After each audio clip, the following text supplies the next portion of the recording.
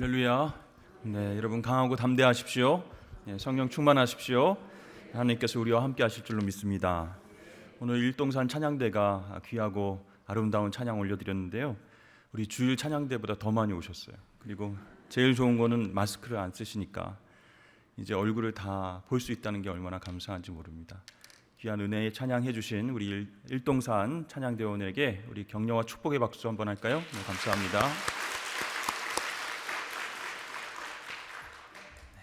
오늘은 104주년 되는 3.1절입니다.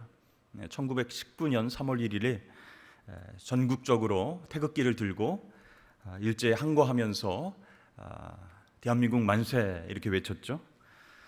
우리 선조들의 나라 사랑하는 마음과 또 식민지 지배에 대한 담대한 어떤 저항운동이 있었기 때문에 오늘날 우리가 이 땅에서 살아갈 수 있다라는 것이죠. 이 대한민국의 주권과 독립을 위한 이 운동은 마침내 빛을 발했습니다. 1945년 8월에 해방과 함께 독립을 이뤄냈습니다. 수많은 희생자와 또 투옥자가 있었고 또 교회와 그리스도인들은 핍박을 많이 받고 투옥당하고 숨지기도 했습니다. 그러나 예수 그리스도의 십자가 정신으로 하나가 된 교회와 성도들은 핍박이 심하면 심할수록 더 기도하면서 오히려 믿음이 굳건해져서 정말로 부흥과 변화의 역사를 경험하게 되었다라는 것이죠. 여러분, 역사를 잊은 민족에게는 미래가 없다 이런 말이 있습니다. 우리가 과거의 역사를 바로 알아야 그 민족의 미래가 분명히 보이는 것이죠. 신앙도 마찬가지입니다. 내가 구주로 고백하고 믿는 그 예수님, 그분의 십자가와 부활의 그 역사적 사건과 의미를 우리가 제대로 알지 못하면 내 신앙의 미래도 없다 이렇게 볼 수 있습니다. 그런 의미에서 우리가 매년 반복되는 교회력의 의미를 잘 아는 것, 그것이 참 중요하다는 것입니다. 사순절 기간입니다. 여러분, 사순절 들어보셨죠? 교회력에 있어서 부활절, 성탄절과 함께 굉장히 중요한 절기라고 할 수 있습니다. 사순이란 말이 40일 그런 뜻인데 헬라어로는 테사라코스테 이렇게 얘기하고 영어로는 렌트 이렇게 얘기합니다. 또 렌텐 시즌 이렇게 얘기하는데 이 말이 어디서 기원했냐면 앵글로색슨족의 봄이라고 하는 렌넨이라고 하는 단어에서 왔습니다. 그러니까 이제 40일 예수님의 고난과 또 아픔을 묵상하면서 십자가로 나아가는 그런 기간인데 봄에 시작되잖아요. 그러니까 그 봄이라고 하는 단어에서부터 이제 렌트 이렇게 사순절이 유래가 되었다라는 것이죠. 이 사순절의 예전 색깔은 보라색입니다. 그리고 총 6주간 이렇게 지키고 있죠. 올해의 사순절은 언제부터 시작했을까요, 여러분? 오늘이 아니고 지난주 수요일 2월 22일 제 수요일부터 시작해서 부활절까지 주일을 제외한 40일을 사순절 이렇게 얘기합니다. 이 사순절은 항상 수요일에 시작이 되는데요. 그래서 사순절이 시작되는 그 수요일을 제2의 수요일, 애쉬 웬스데이 이렇게 얘기를 합니다. 그러니까 이 제2수요일 이것이 사순절의 시작된다라는 의미죠. 그러니까 부활절의 준비를 위해서 사순절이 시작된다. 그것을 알리는 교회력의 절기입니다. 제2의 수요일 그랬잖아요. 애쉬. 이 제는요 뭐냐면 교인들이 그리스도인들이 제를 이마에 이렇게 바릅니다. 십자가 모양으로 바릅니다. 그래서 자신의 죄를 고백하고 40일 동안 부활절 전까지 예수 그리스도의 고난을 묵상한다라는 것이죠. 그래서 이 사순절의 의미를 생각하기 위해서 사용하는 이 제는 지난해 종려주일 때 사용한 종려나무 잎을 태운 거기서 나온 제를 가지고 이제 이마에다가 제를 묻히는 거예요. 십자가 모양을 묻히는 거예요. 그래서 이마에 십자가 표시를 받습니다. 또는 그 제를 머리에 이렇게 뿌리면서 그렇게 기도하기도 합니다. 현재 이제 천주교와 일부 개신교에서 개신교 교단에서 성공회라든지 루터교라든지 감리교에서 이 제의 수요일을 이렇게 지키고 있습니다. 그러니까 이 제의 수요일이 사순절 시작입니다 이렇게 알리면서 이 제를 이마에다가 표시하는 이유는 무엇일까요? 우리가 먼지에서부터 왔기 때문에 곧 먼지로 돌아가는 존재다. 그걸 알라는 것이죠. 그렇기 때문에 짧은 시간 우리가 인생을 살아갈 때 예수 그리스도 앞에서 지은 죄와 허물들을 용서함을 받고 예수님의 고난을 묵상하자, 그런 뜻입니다. 자, 사순절이 40일 동안의 기간으로 이렇게 정해진 것은요, 오랜 기간 교회 역사의 변천 과정에 의해서 결정된 것입니다. 원래 1세기 그때에는 사순절이 단 40시간이었습니다. 왜 그랬을까요? 예수님의 시체가 무덤에서 40시간 있었다. 그것을 기억하기 위해서 40시간을 지키는 것을 사순절 이렇게 얘기를 했어요. 그러던 것이 3세기에는 6일간 되었다가 1년이 365일이죠. 거기서 11조를 떼면 11조에 해당하는 날수는 36일입니다. 그래서 36일로 늘어나게 됐어요. 그러다가 교회 역사 가운데 여러 가지 모양으로 사순절이 지켜지다가 AD 325년 니케아 회의에서 40일로 처음 결정이 됐다라는 것입니다. 40이라는 숫자가 성경에서 굉장히 의미하는 바가 큽니다. 성서적 의미가 있어요. 40. 여러분 40일 굉장히 성경에 많이 나오죠. 구약 성경에, 신약 성경에 많이 나옵니다. 무슨 뜻일까요? 어떤 성경적 의미가 있을까요? 바로 준비라고 하는 뜻이 있습니다. 자, 예수님께서 공생에 바로 시작하지 않으셨죠? 그렇죠. 세례 요한에게 세례를 받으시고 하늘 문이 열면서 이는 내 사랑하는 아들이요 내 기뻐하는 자다. 이렇게 하나님 아버지의 음성을 들은 후에 바로 공생에 활동하지 않으시고 어떻게 됐습니까? 광야로 나가서 40일 동안 시험을 받으시고 기도하신 후에 그 이후에 공생의 사역을 하셨다라는 것입니다. 그러니까 예수님의 광야 40일 동안의 시험 기간은 공생애의 준비 기간이었다라는 것이죠. 모세도 시내산에서 40일 동안 금식한 이후에 어떻게 했어요? 하나님의 율법을 받고 그리고 이스라엘을 이끌 수 있었습니다. 엘리야도 하나님 산으로 가는 그 길에서 40일 동안 금식했습니다. 또 이스라엘 백성들도 40년 동안 광야에서 훈련을 받고서 가나안 땅, 약속의 땅에 들어갈 수 있었습니다. 그러니까 이 40이라는 숫자는 준비라는 것이에요. 영적인 준비, 이런 의미가 있어요. 하나님의 구원 역사 성취를 준비하는 기간으로서의 의미가 있는 숫자가 바로 40이다라고 할 수 있습니다. 자, 그렇다면 여러분 사순절의 40일 무엇을 준비하는 기간이겠습니까? 바로 예수님의 고난과 십자가와 부활에 대한 우리의 신앙의 영적인 준비 기간이다라는 것이죠. 여러분 우리가 영적으로 준비되지 않은 그런 마음과 심령으로는 하나님께서 주시는 은혜와 축복을 누릴 수 없다라는 것이에요. 그래서 이러한 사순절이라고 하는 절기가 그냥 교회력에 의해서 어떤 교회 정치하는 사람들에 의해서 우연히 만들어진 것이 아니라 영적인 준비 기간을 통해서 부활하신 그 하나님의 영광을 또 하나님의 은혜를 받기 위한 그런 하나님의 섭리였다는 것입니다. 그래서 사순절 기간, 고난주간 기간, 부활절, 이 절기들을 통해서 하나님 우리 인생 가운데 주신 놀라운 구원의 은혜가 무엇인가, 그것을 기억해내고 풍성하게 누릴 수 있게 하기 위해서 하나님은 우리에게 사순절이라고 하는 절기를 허락하신 줄로 여러분 믿으시길 바랍니다. 그래서 이 절기를 우리가 기억하고 누리지 못하면 우리 신앙의 미래는 밝을 수 없다라는 것이죠. 그러므로 우리는 이 사순절에 잘 준비되고 훈련된 사람으로 그렇게 주님 앞에 서야 되겠다라는 것입니다. 사랑하는 성도 여러분, 우리 40일간의 사순절 절기를 통해서 영적으로 저와 여러분 잘 준비되어서 십자가의 은혜와 부활의 축복을 누리시는 저와 여러분 되시길 주의 이름 축복합니다. 그럼 우리가 어떻게 해야 이 사순절 40일 기간 동안 의미 있게 보낼 수 있을까? 첫 번째는 참회와 회개로 준비해야 된다라는 것입니다. 이 사순절이요, 회개와 참회의 기간이에요. 사순절의 첫날인 이 제의 수요일, 애쉬 웬즈데이는요, 속죄일입니다. 이 속죄일이라고 하는 명칭은 1099년에 교황 우르반 2세가 명명한 것인데 그것이 의미가 있어요.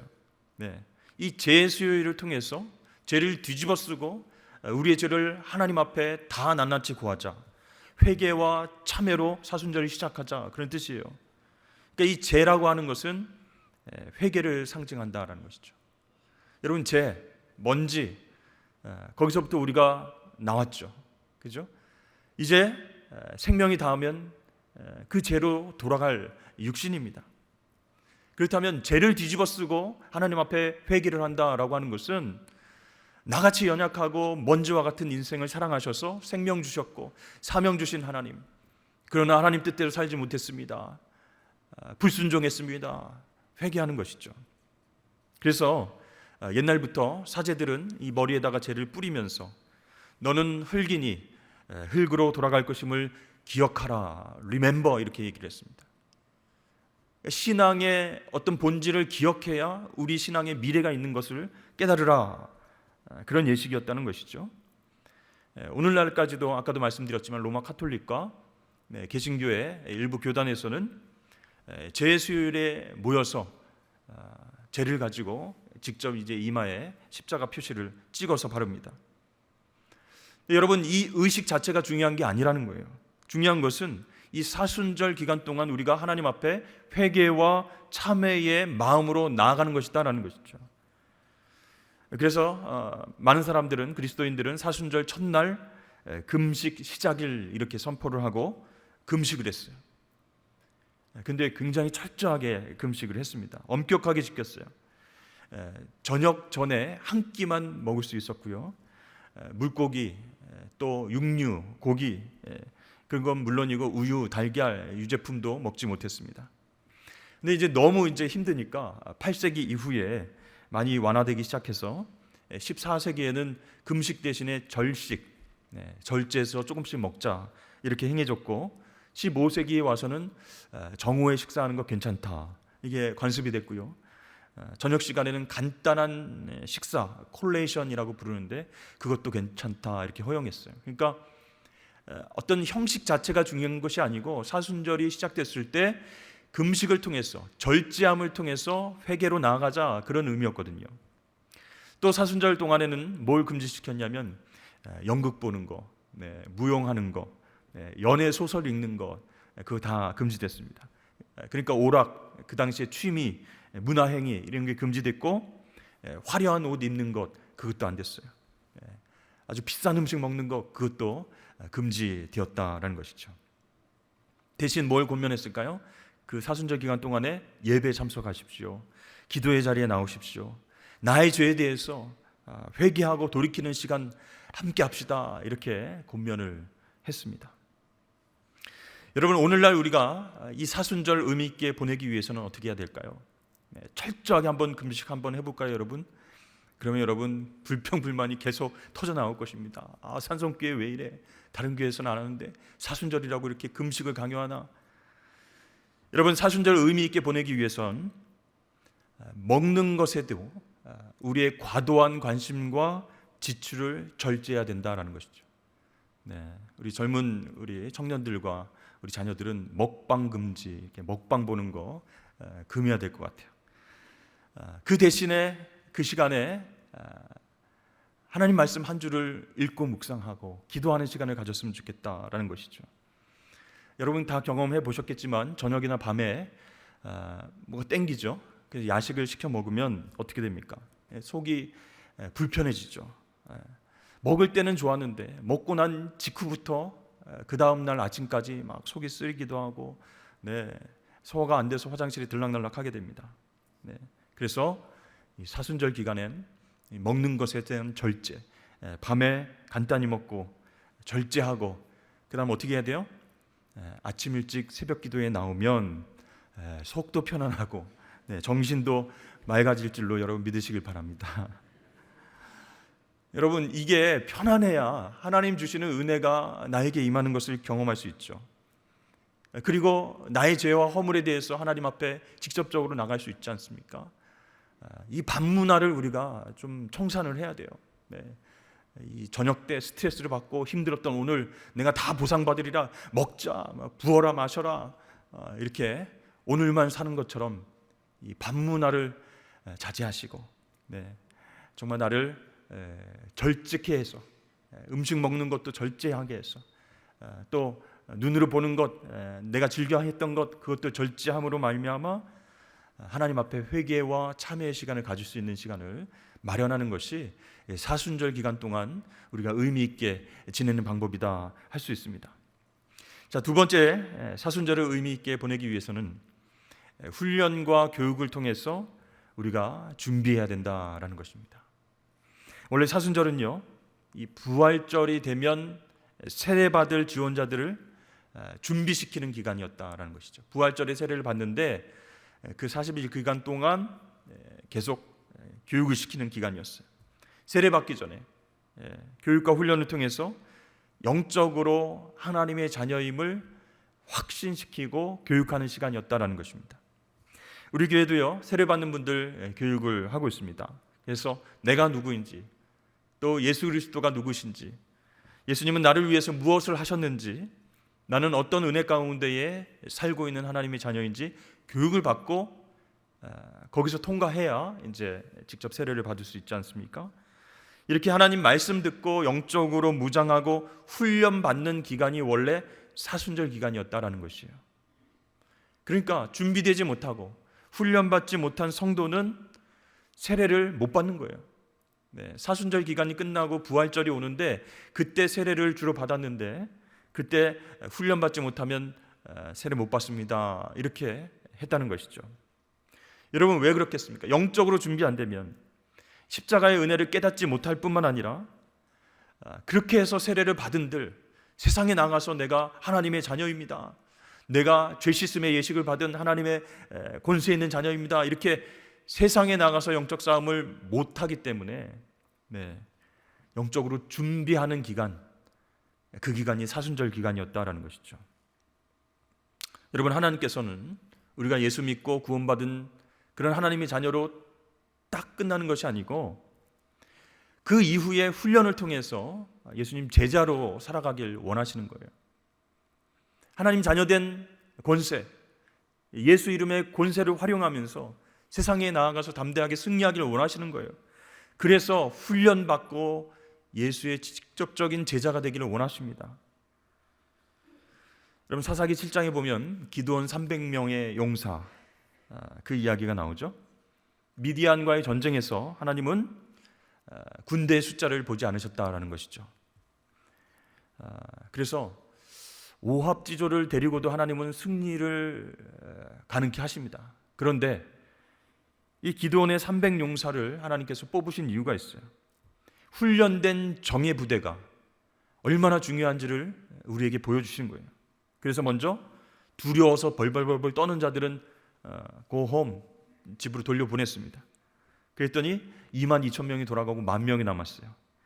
이 남은 이 10,000명은요, 용감한 사람들이에요. 한번 싸워봅시다. 내가 한번 미디안 군사들을 향해서 한번 죽을 때까지 싸워보겠습니다. 이런 용기 있는 사람들이었어요. 근데 하나님께서는 거기에서 만족하지 않으시고 어떻게 했습니까? 물가로 데려가서 물 먹는 자세를 보고 커트하셨어요. 손으로 이렇게 떠서 먹는 자만 남기시고 무릎 대고 막 벌컥벌컥 이렇게 입 대고 먹는 사람들 탈락, 이렇게 하셨죠. 자, 여러분, 남은 수는 300명이었어요. 우리가 생각할 때 고작 300명이에요. 그러나 그들은 어떤 사람들이에요? 준비되고 훈련된 병사였다라는 것이죠. 그러니까 하나님께서 생각하실 때 많은 숫자가 필요한 게 아니에요. 하나님 말씀에 순종하는 소수 정예가, 즉 오늘날로 얘기하면 예수 그리스도에 훈련된 제자들이 세상을 변화시키고 승리를 경험할 수 있다는 것을 우리에게 보여주신 그런 스토리입니다. 그래서 우리도 이번 사순절을 보내면서 이렇게 기도해야 될 것입니다. 하나님, 나도요, 이번 사순절을 보내면서 훈련된 십자가 군병이 되기를 원합니다. 나를 십자가 군병으로 잘 훈련시켜 주십시오. 예수님의 가장 강한 정예 부대가 되고 싶습니다. 예수님 참 제자로 살아가게 해주십시오. 이렇게 기도하며 제자 훈련에 참여할 때 여러분, 그게 의미 있는 사순절을 보낼 수 있는 방법이다라는 것이죠. 여러분, 혹시 이번 사순절 기간 동안 코로나로 인해서 지금까지 신앙생활 제대로 못하셨다라고 생각되시는 분들이 있다면 철저히 신앙훈련을 받아보시기를 축복합니다. 제자훈련도 신청하시고 중보기도에도 나오시고 새벽기도회와 수요예배와 금요 성령 집회에 나오셔서 주님의 제자로 말씀 듣고 기도의 자리에서 훈련 받아보겠습니다, 이렇게 결단하실 수 있기를 바랍니다. 주일 성수를 못했으면 이번 기회에 주일 성수를 잘 해보겠습니다. 코로나 기간 동안에는 주말에 캠핑 가서 태블릿으로 영상으로 예배를 드렸지만 이제 우리 가족들이 다 함께 주일 성수를 하면서 현장 예배 드리겠습니다, 이렇게 의미 있는 그런 훈련에 동참해 보실 수 있기를 바랍니다. 그러면요, 하나님께서 이 40일 기간 동안에 우리에게 의미 있는 훈련을 통해서 우리의 영적 성장을 도와주실 줄로 여러분 믿으시길 바랍니다. 세 번째, 사순절은요, 예수님의 고난과 십자가에 동참하는 기간이다라는 것이죠. 그래서 의미 있는 사순절을 보내려면 주님의 고난과 십자가를 묵상하는 시간이 있어야 된다는 것입니다. 자, 여러분, 골고다 언덕에는 몇 개의 십자가가 세워졌습니까? 3개의 십자가죠. 죄 없으신 예수님의 십자가가 가운데 있었고, 그 다음에 한쪽에는 회개하지 않는 한 강도의 십자가, 또 마지막에 마지막 순간에 회개했던, 그래서 구원받았던 강도의 십자가, 이렇게 3개의 십자가가 있었습니다. 양쪽의 강도들을 주님께서 바라보시면서 얼마나 안타까운 마음이 드셨습니까? 그런데요, 예수님께서 그 마지막 순간까지 이런 말씀을 하시면서 그들을 사랑하셨습니다. 아버지, 저들을 용서해 주시옵소서. 저들은 자기가 하는 일들이 무엇인지 알지 못합니다. 예수님께서 십자가에 못 박히시고 온갖 고초를 당하시고 그렇게 힘든 시간을 보내셨습니다. 여러분, 사람은 누구나 고문당하고 고통 겪을 때요, 소리 지르기 마련입니다. 우리 3.1절을 맞아서 독립운동을 위해서 그렇게 애쓴 애국 열사들의 모습들을 보십시오. 정말 끝까지 견뎌내고 그 다음에 죽음을 맞이한 그런 분들도 계시지만 모진 고문 때문에 소리 지르면서 더 이상 못 견디겠다 포기하고 그렇게 풀려난 사람들도 많이 있었습니다. 그러니까 고문당하고 고통당하면 누구나 소리치게 돼 있어요. 그러나 예수님 침묵하셨습니다. 왜 그러셨을까요? 온 인류의 죄를 대신 지셔야 했기 때문입니다. 가끔 TV에서 장애를 가진 그 어린아이의 부모님의 모습을 보여주는 프로가 있었습니다. 그래서 그 부모님의 모습을 보면 그 아기를 출산한 이후부터 지금까지 자기 인생을 헌신해서 평생 그 아이의 뒷바라지를 하는 모습을 보곤 합니다. 자신의 개인적인 시간을 갖지 못해요.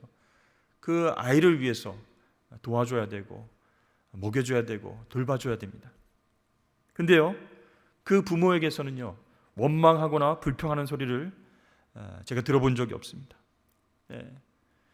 그것을 자신의 운명으로 받아들이고 자신의 시간과 정성과 노력과 행복을 다 내려놓고 포기하고 우리 아이가 행복해지기를 원하는 그 사랑의 마음이 있는 것이죠. 그래서 원망하지 않습니다. 큰 소리 치지 않고 불평하지 않습니다. 예수님은요, 자신이 겪은 모든 고난을 응집해서 하나님께 용서를 구하셨습니다. 고난받고 억울함 겪고 있는 모든 그리스도인들이 해야 할 말을 예수님께서 십자가 위에서 대신 해주신 것이죠.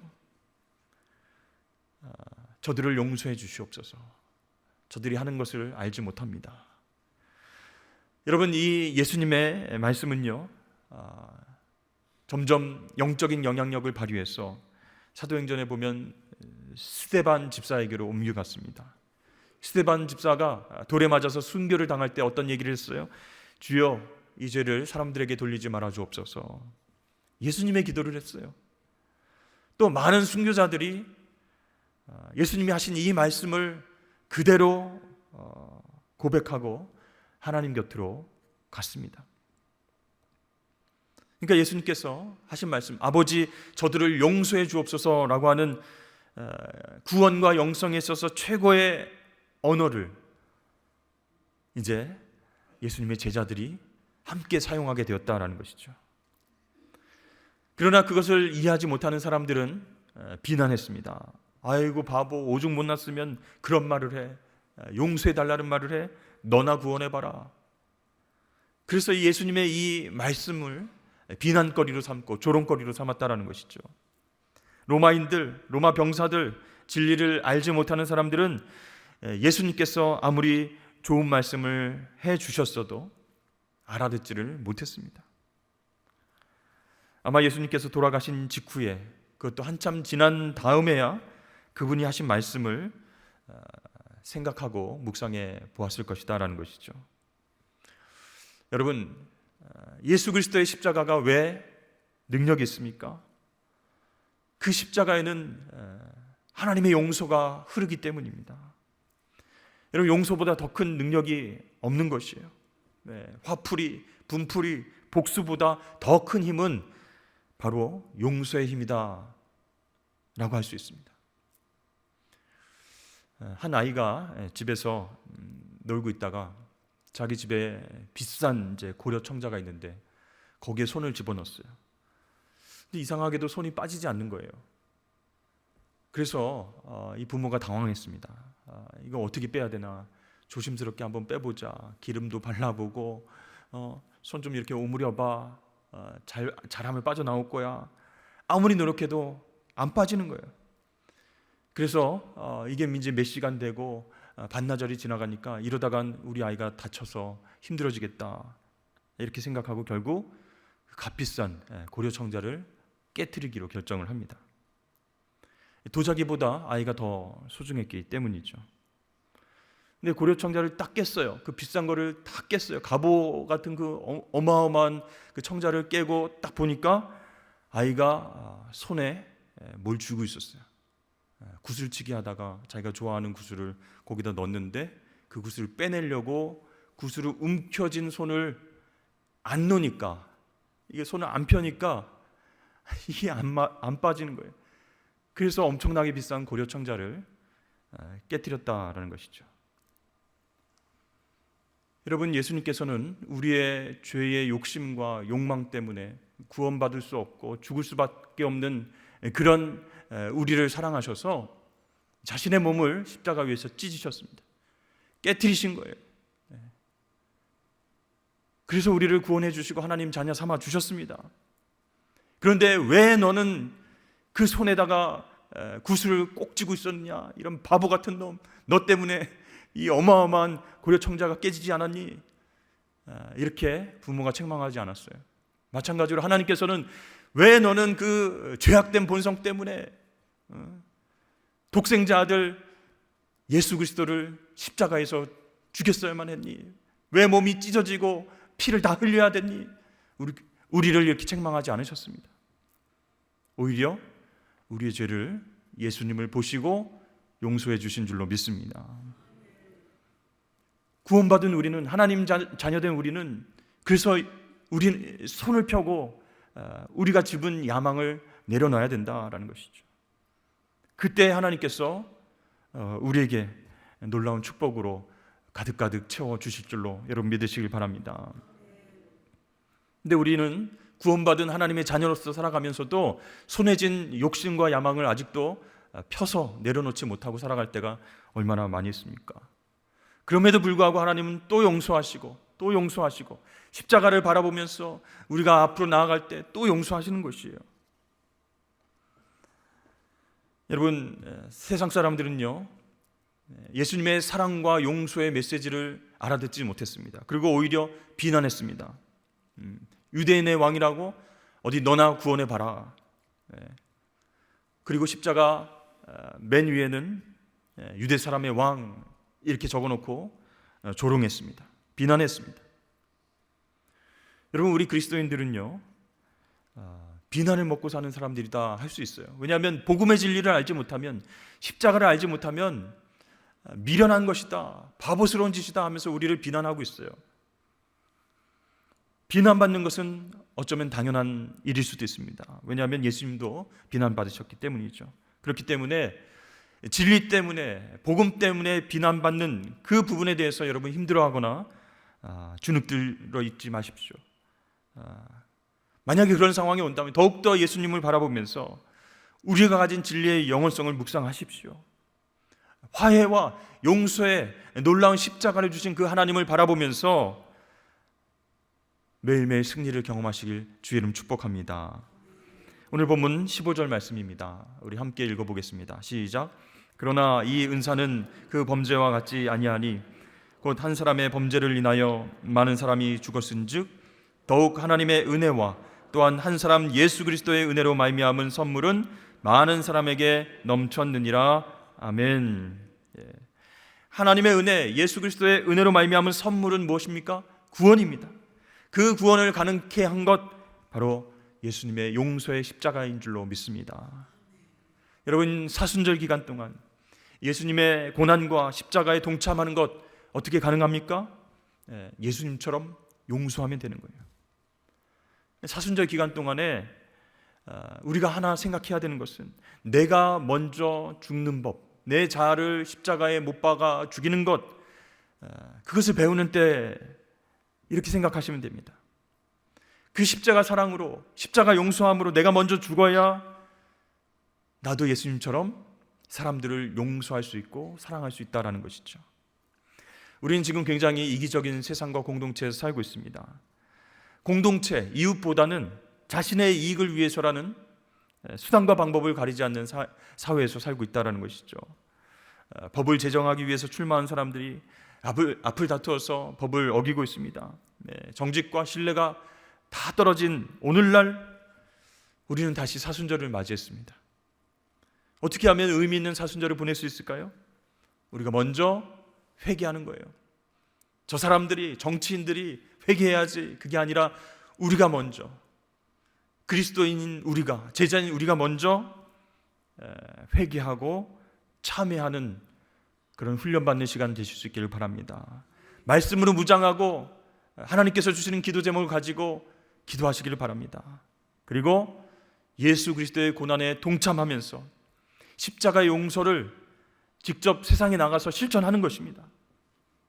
그동안 미워하는 사람 때문에 다친 마음을 활짝 열고 먼저 용서를 선포하십시오. 용서의 마음을 달라고 기도하시고 그렇게 선포하십시오. 이렇게 여러분 사순절을 의미 있게 보내면서 마지막에는 십자가의 은혜와 부활의 영광에 모두 동참하시는 저와 여러분 되시길 주의 이름 축복합니다.